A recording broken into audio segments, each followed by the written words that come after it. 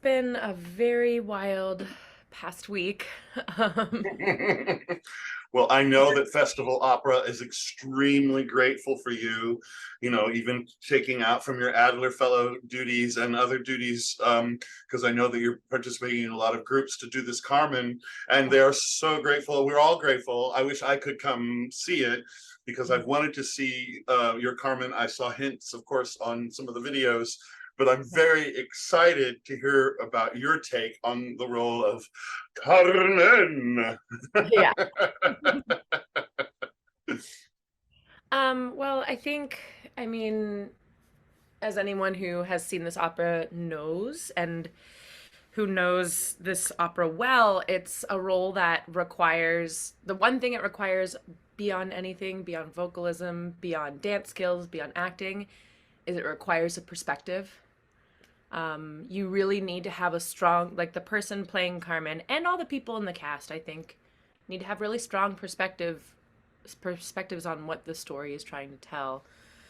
And I think a lot of times, a lot of productions of Carmen become soupy because it's unclear, like, do these people know who they are?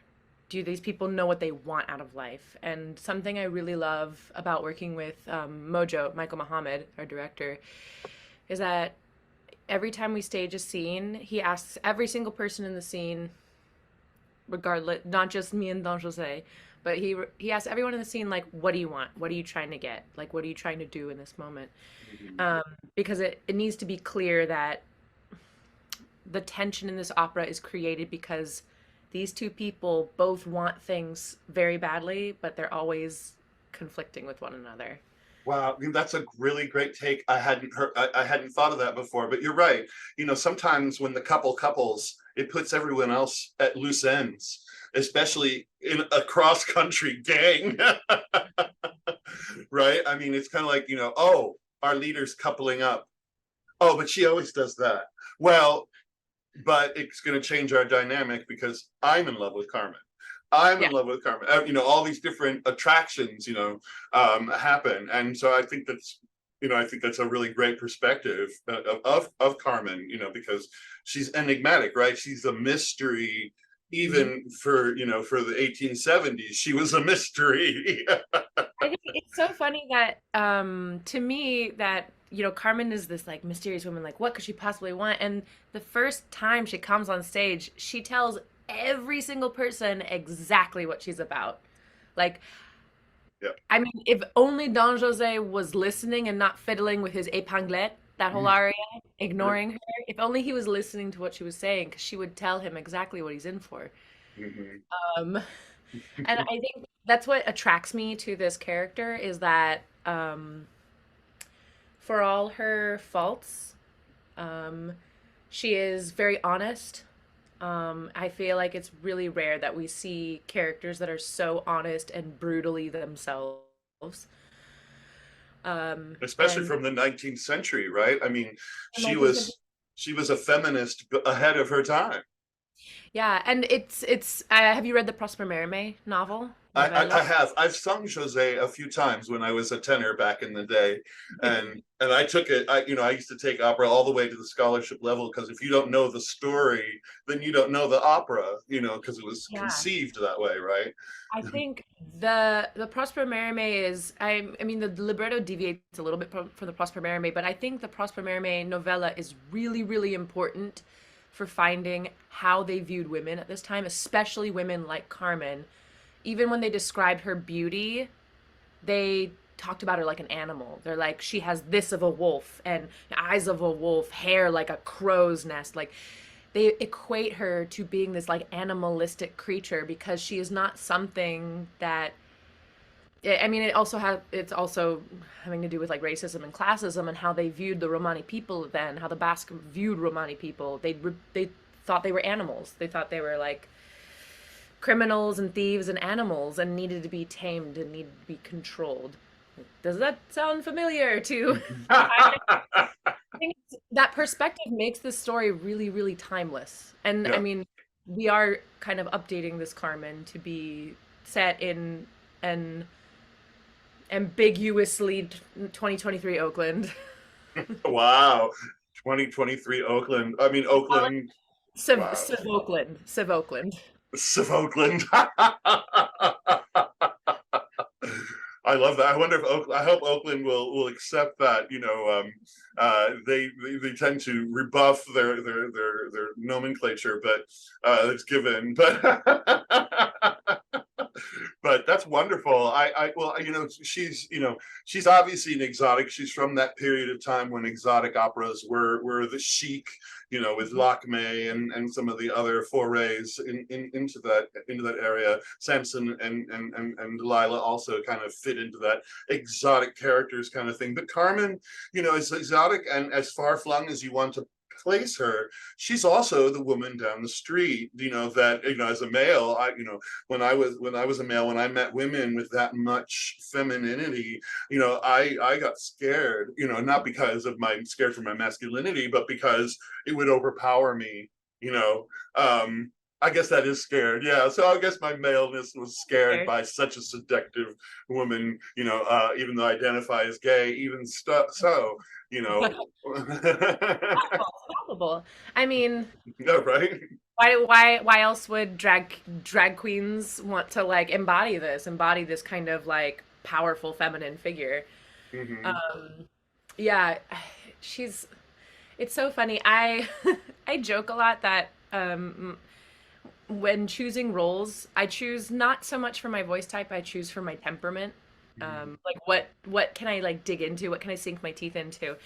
And there's something about hyper feminine women on stage who are mean to men is something that I find just clicks into track really easy. Really easily. Centuries of oppression. And it's all of the ancestors coming forward to speak for me. Totally. Yeah. But here's the thing, in this opera, the men love it. Every time I rebuff Zuniga, he comes back for more. He just wants more. And he's a sucker for punishment. Yeah. So is Don Jose to some extent, he went from being coddled and controlled by his mother to being coddled by his girlfriend and then he killed a man, so he ended up in prison. So he has this kind of thing of wanting women to shape him and mold him. Or at least admire him, right? Admire him. And yeah, I think it's the background of Jose to me is also very interesting because how do we get to this point? How do we get to this point? Because we can't have him start as this bad guy that he ends up being. He has to have some redeeming qualities, or else he would be like a Pinkerton and we'd boo him from Act 1. Right. Well, and he kind of has that Pinkerton thing a little bit because obviously he's upper class. He's from the North region, which is more white than they are in the southern Spain, morena and moreno. So he's got that class distinction. And some people I had one director kind of play it that way. She's a climber. She thinks you're her next step, and then the bullfighter's the next step. But the way she talks, she doesn't talk like a climber to me. No, she doesn't give a shit. Oh, sorry.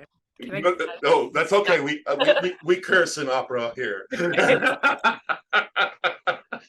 had a room full of yesterday we had a room full of the boys choir, and we're doing this dialogue, and after the smugglers are on stage, I hear Jose coming. I'm like, all right, va-t'en, and everyone was going too slow, and so I'm like, va-t'en, and Muhammad was like, when Carmen says va-t'en, get the fuck off stage. And then we look around and there's just all these boys.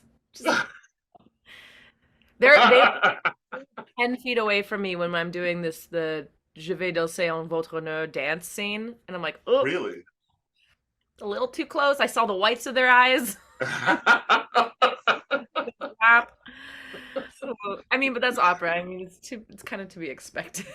Well, it is. I have a funny story. Do you remember the famous mezzo-soprano Fiorenza Cosotto? Of course I do. I love her. Yeah, she's the ultimate Strida La Vampa, Azucena, right? She just a brilliant performer. Well, I was in the chorus with her in Aida, And she comes out and she's like, no, no, and she starts pushing the chorus members out of the way. She says, the chorus is too close.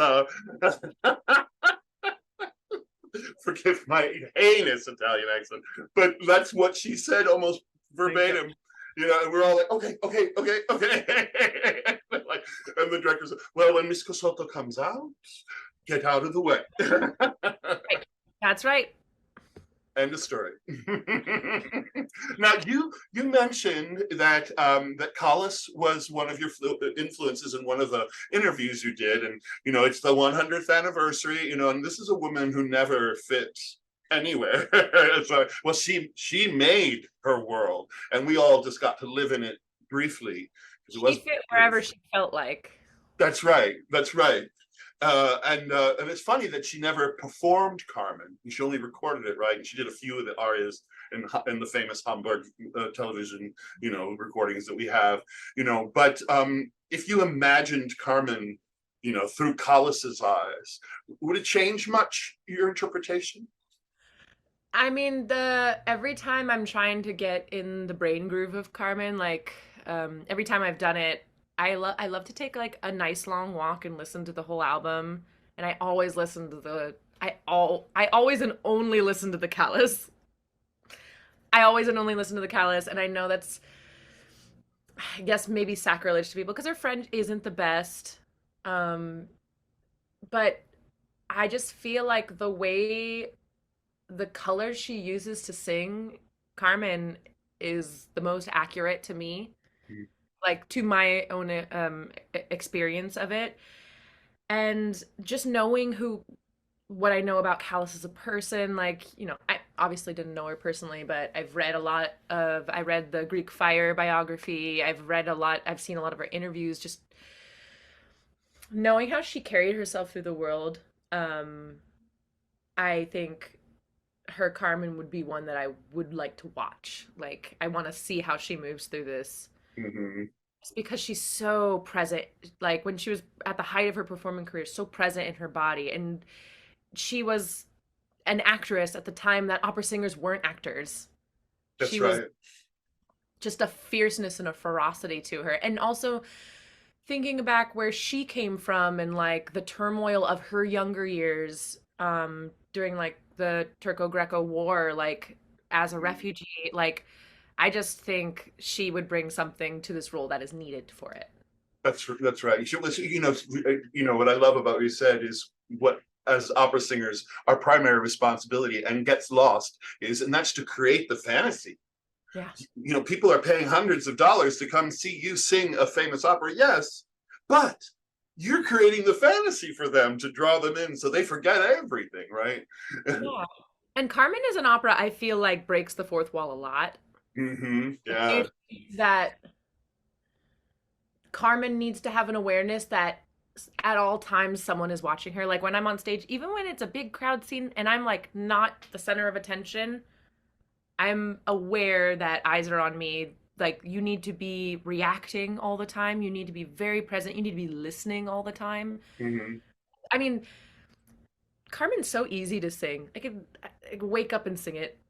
But like that's not the difficult part of it. It's a tour de force of immersion and attention to detail and listening and responding, even if it's not audible response. Like she needs to have a reaction to everything. She needs to know about everything that's going on stage because she's the boss. She's the leader of this group of people. Everyone making it happen, right? Yeah, she's making it happen. She's weaving the web up into the very, very end. Like she needs to be the most present person on stage. You can't as much as I would love to just take a mental nap during the Toreador song, like I gotta be listening. That's right. In between acts 1 and 2, so I gotta be like on. Well, do you think, in the final analysis, when all's done, she goes off with the Toreador and she gets the man or the hero, and so here we are at the end, and it's almost like José has no choice but to kill her. and many people play this many different ways. Like she knows, she doesn't know, she maybe will kill him back, who knows. But what that scene, since it's the most pivotal scene in the opera, we've waited for it, and when it comes together, it's just the best music. It's just the best part of the opera. It's the best. Yeah, it really is. I mean, even his lines are like soft. He's like, Carmen, il est temps encore, the little teeny melody out of all this orchestra. So when you kind of approach that final scene, what's going on in Carmen's soul? What's going on in NIKOLA Carmen?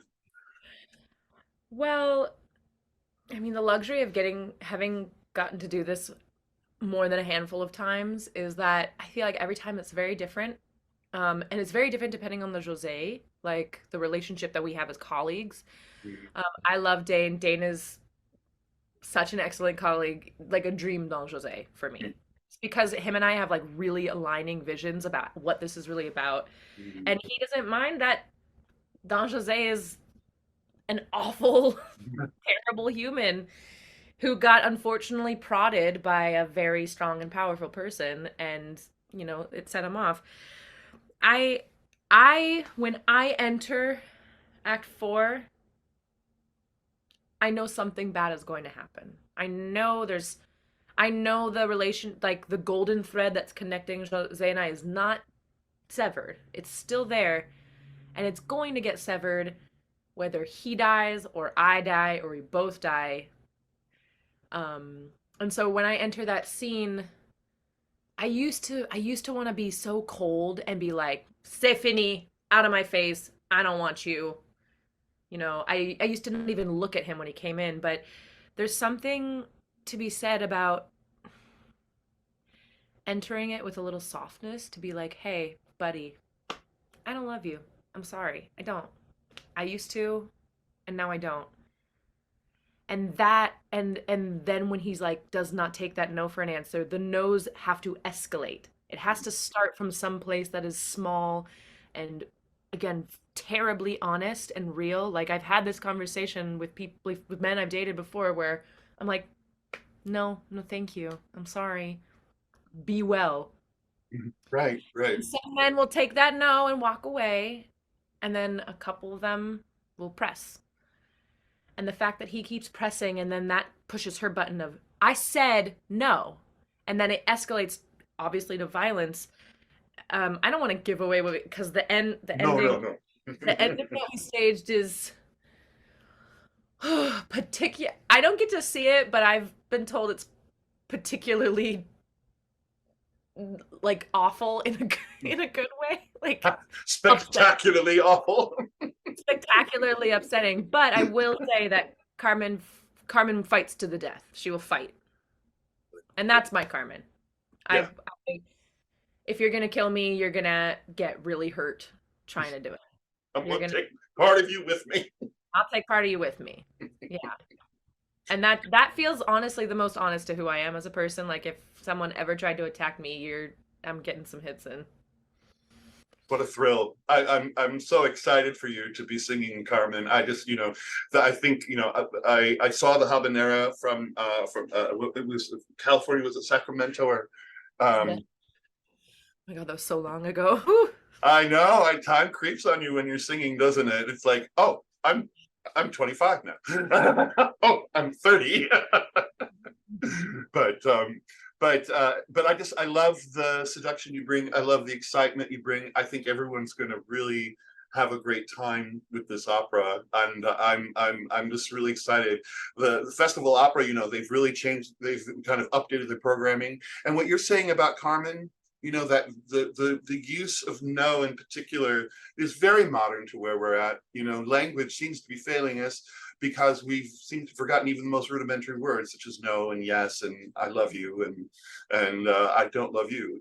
For some reason this has all become incendiary, and it's interesting.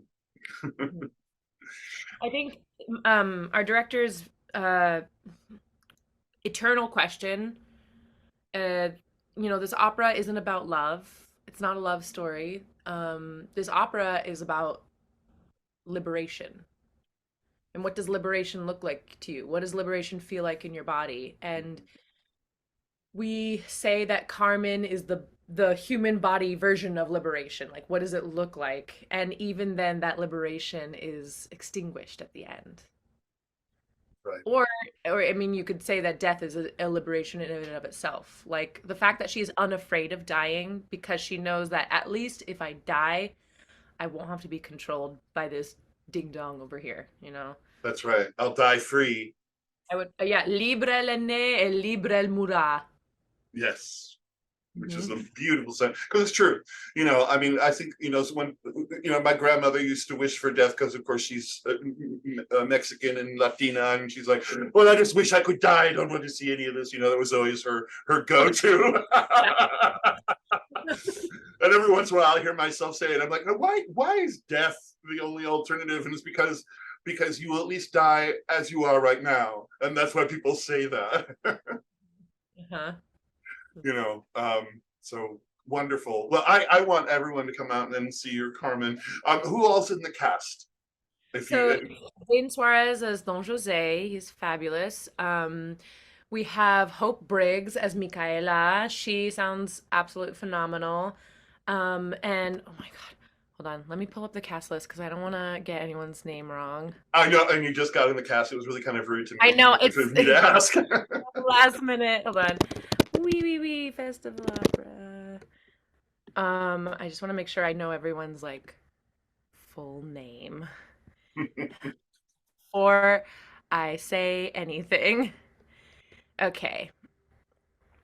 So we have me, Dane Suarez, Hope Briggs, Young Won Yu as our Escamillo. He also sounds fabulous. We have Lila Kazum as our Fresquita. Lily Bogas, Mercedes, Taylor Thompson, Remendado, and Daniel Chili as Morales and Dancairo. And then our Zuniga is Matthew Lovell. Lovell. Lovell. Yeah. Yes. Right. Everyone is great. Everyone is really a week is not a lot of time to stage this opera. We've been in that room for, 12-hour days. And everyone is really given it. And the chorus too, it can't be we cannot ignore how much the chorus is like really being really attentive and really a very much integral part of this opera. And I think it's gonna be great. It's been a little harrowing of a week, but I think it's gonna be great. Yeah, well, that's true. When you sub in like that, it's scary, and everyone's rooting for you. I know that because that's part of show business. You bring in someone new, and everyone just wants a great show. So I'm sure that you're surrounded by love as well. Yeah, everyone's great. Well, wonderful. Thank you for your time today. I really, really appreciate getting to know you a little bit better. I have been following your career, and I'm going to continue to follow it because I just love people who really get the art. It's about fantasy. It's about entertaining and bringing the fun It and is we are emotion to people. entertainers. That's it. We're entertainers. Entertainers first and foremost, and if it's not entertaining, then you need a new vehicle, right? Well, yeah, Yeah, absolutely. yeah. Well, toy, a million. Thank you. And I really appreciate your time, as I said. And